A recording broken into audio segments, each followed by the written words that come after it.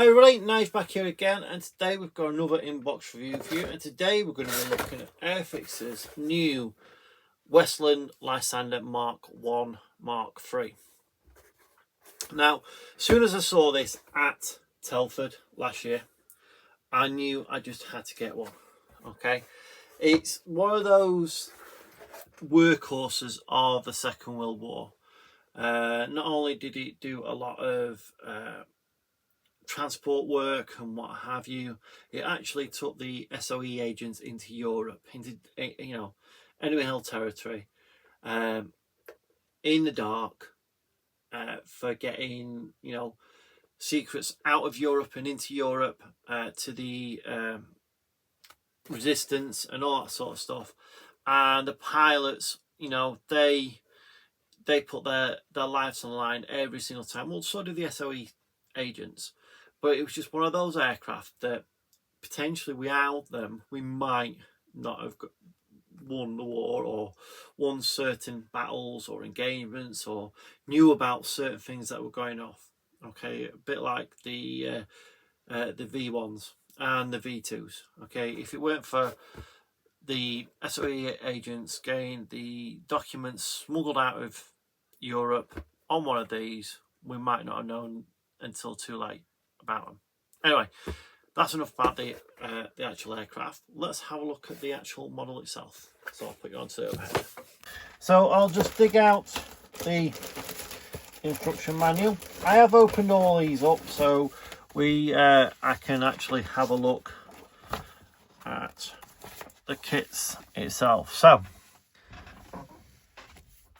there we are, the normal Airfix fare for their kits, white paper, A4 style. We'll get cracking straight away. Assembly instructions. We then move on to the main cockpit area, and we start off with a fuel tank, the cockpit floor. Is that a seat going on there? I don't know, wouldn't mind looking in a minute. Bracing for the side of the actual cockpit. Putting the other bracing on and other bits and pieces, as you can see. Some struts and what have you going through. We have the seat, two different options for the seat. So we've got one for the pilot, and one without with what looks like molded on seat belts. Okay, and the same for adding armrests and things on there. Before the seat then goes into the aircraft, yep, that was a rear seat, so that's the seat for the observer or passenger. Before we then moving on to putting other parts on there, they look like they might be ammo cases or ammo canisters, but I'm not 100% certain. And again, adding bits to it before we add the yoke, the cockpit panel, instrument panel. Before we move on to the fuselage, painting it. So we've got the colours in Humbrol. Drilling parts out and make sure we've got them at the right angle before we then join all that onto the fuselage itself.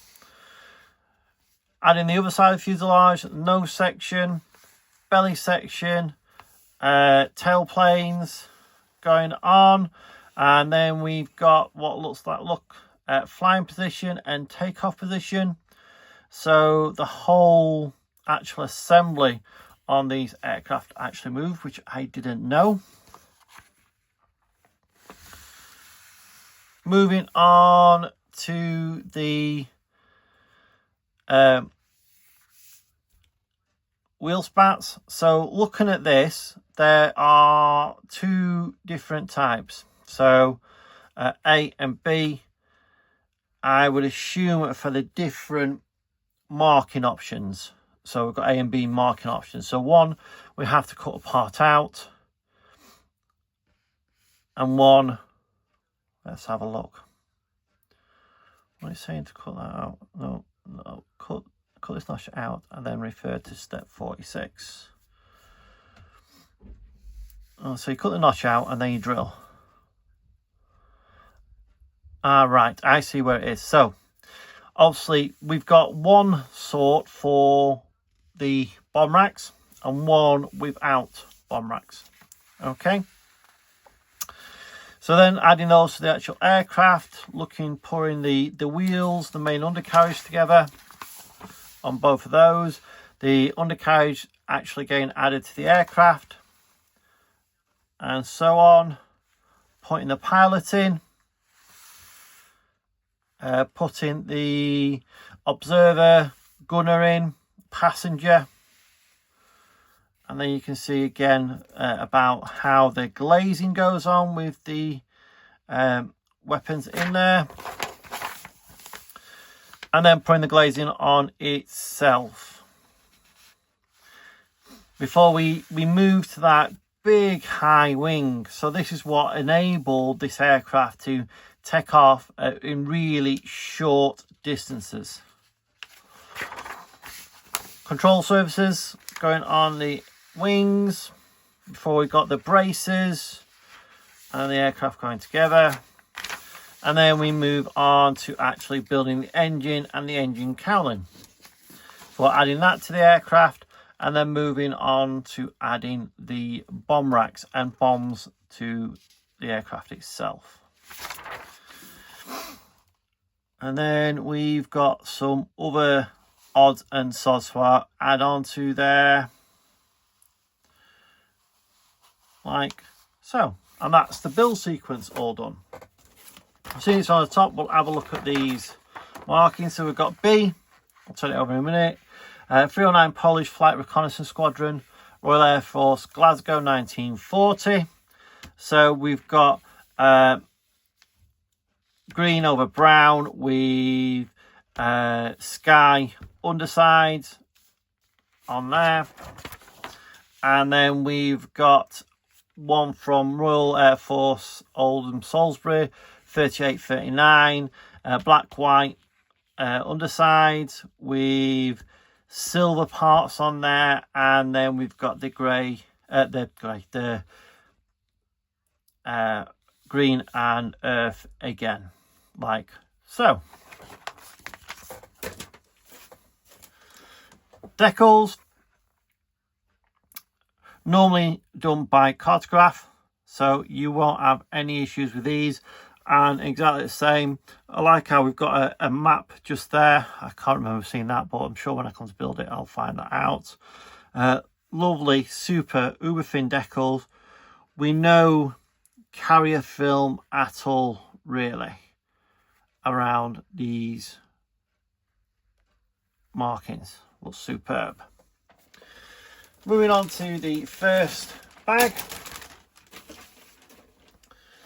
Okay, so we've got our main fuselage and our control, some of our control surfaces, and really nicely done panel lines, some nice fabric with the wood sort of texture, wood sort of panels, not panels, what are they, struts that are going down the aircraft. Nice rivets on some of these control surfaces. We have our tail parts, and again some nice raised detail on there, and also some nice recessed detail on there. It all looks really nice. In Airfix's now normal dark grey plastic.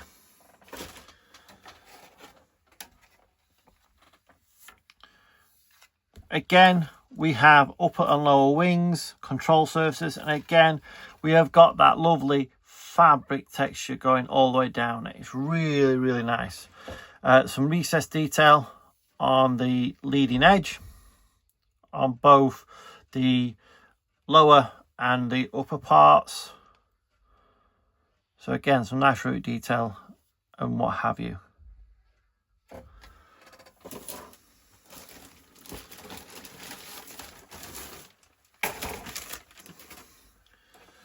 And then we move on to some of the smaller parts.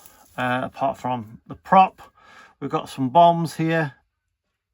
And believe it or not, the bombs have actually got some texture on them, whether That's intentionally, I don't know, but they've got a little bit of texture on them.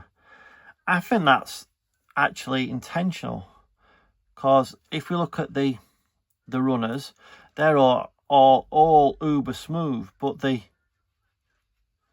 bombs have actually got the texture on, which is really nice if that's the case.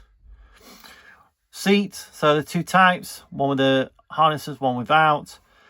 Instrument cluster, a little bit of flash on this part of the seat, but nothing to write home about. Our pilot and gunner observer, those gun canisters there, again, some really nice recessed detail on there. Our guns, it's all really nicely done.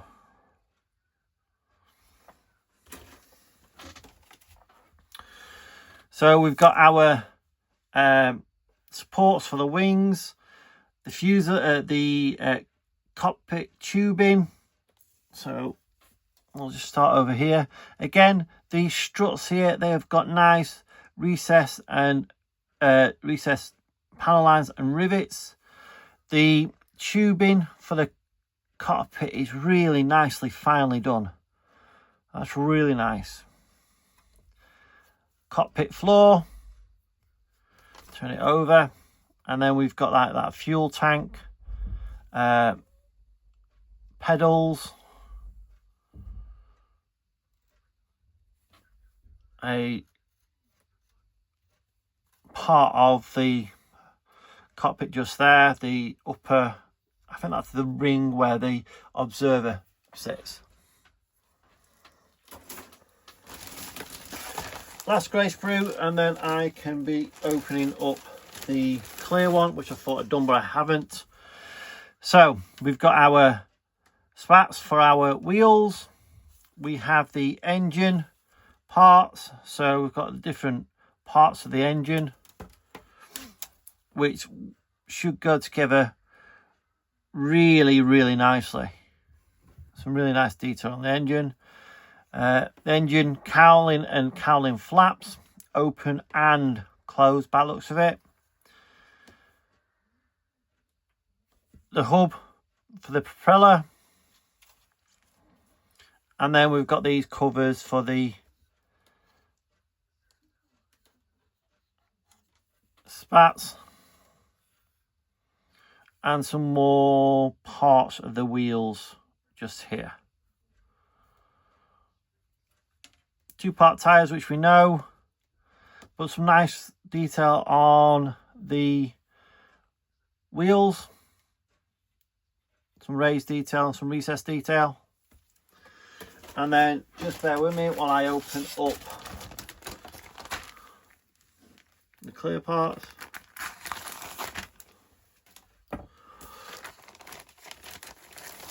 Quite a lot of clear parts on this. And normal Airfix, really, really nicely, cleanly done, really nice done. Frames are not too thick, it's nice and clear. The glazing is actually superb. That I'm really, really impressed with.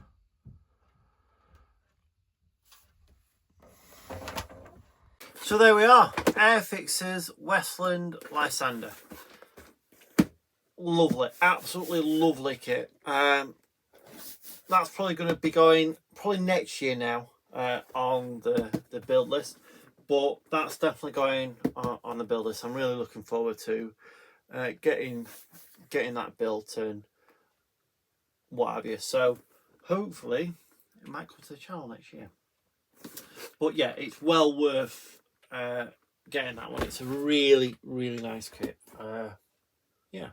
So that's it from me, and I'll see you next one. Bye for now.